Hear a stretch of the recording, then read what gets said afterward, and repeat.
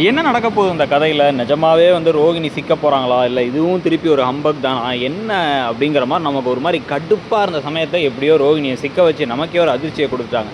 ஆனால் என்ன ஒரு விஷயம் அப்படின்னா, ரோகிணி ஒரு 300 பொய் சொல்லியிருப்பாங்க வாழ்க்கையில். ஆனால் அதில் வந்து நமக்கு இப்போதைக்கு வந்து ஒரு 10% பொய்கள் மட்டும் தான் வெளில தெரிஞ்சிருக்கு.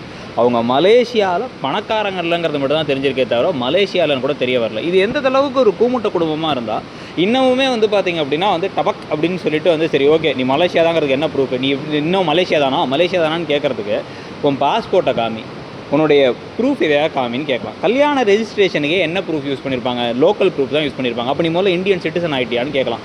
7 டிகிரி முடித்த மனோஜுக்கும் தெரில, ஊரெல்லாம் அறிவாளியாக பேசுகிற முத்துவுக்கும் தெரியல அப்படின்னா வந்து எப்படி ஒரு மக்கு குடும்பமாக இருக்கும் அப்படிங்கிறத நினச்சா தான் நமக்கு சிரிப்பாக இருக்குது. ஸோ ஆனால் இந்த டைனி லாஜிக்கில் தான் இப்போ கதை போயிட்டுருக்கு. இதில் வேறு வந்து இப்போ என்ன அப்படின்னா, ரோகிணிக்கு கிண்டல் பண்ணுற ஸ்ருதியை விட சிரிக்கிற மீனாவை பார்த்தா தான் கோபமாக இருக்குது. ஏன்னா வந்து மீனாவை முத்துவும் தான் இவங்களோட உண்மையை வெளில வர வச்சுட்டாங்க. நீ பண்ணது திருட்டுத்தனமா, ஆனால் அந்த திருட்டுத்தனத்தை போட்டு கொடுத்ததுனால அவங்க மேலே கோபமாக இருக்காமா, அந்த திருட்டுத்தனத்துக்கு திட்டினதுனால அடித்ததுனால வந்து விஜயா மேலே கோபமாக இருக்காமா. ஆனால் தான் செஞ்சதெல்லாம் எதுவுமே தப்பு கிடையாதான். ஏன் அப்படின்னா வந்து தான் வந்து தன்னுடைய வாழ்க்கைக்காக தான் அப்படி செஞ்சாங்களாம். இந்த ஒரு பொய் மட்டும் தான் சொல்லியிருக்கியா, சத்தியம் பண்ண அப்படின்னா கற்பூரம் அடித்து சத்தியம்லாம் பண்ணுறாங்க.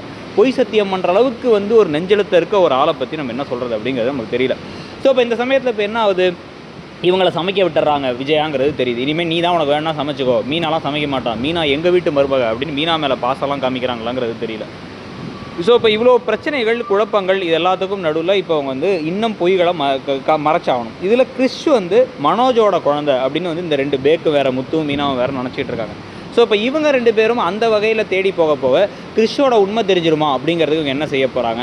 ஒரு கட்டத்தில் வந்து தன்னுடைய அம்மா தன்னுடைய புள்ள இவங்க எல்லாருக்குமே வந்து அவங்கள காப்பாற்றுறதா இல்லை உண்மையை காப்பாற்றுறதாங்கும் போது உண்மையை காப்பாற்ற போகிறாங்களா தன் பிள்ளையை காப்பாற்ற போகிறாங்களா அப்படிங்கிற அளவுக்கு கதை போகிறதுக்கான வாய்ப்புகள் ஜாஸ்தி.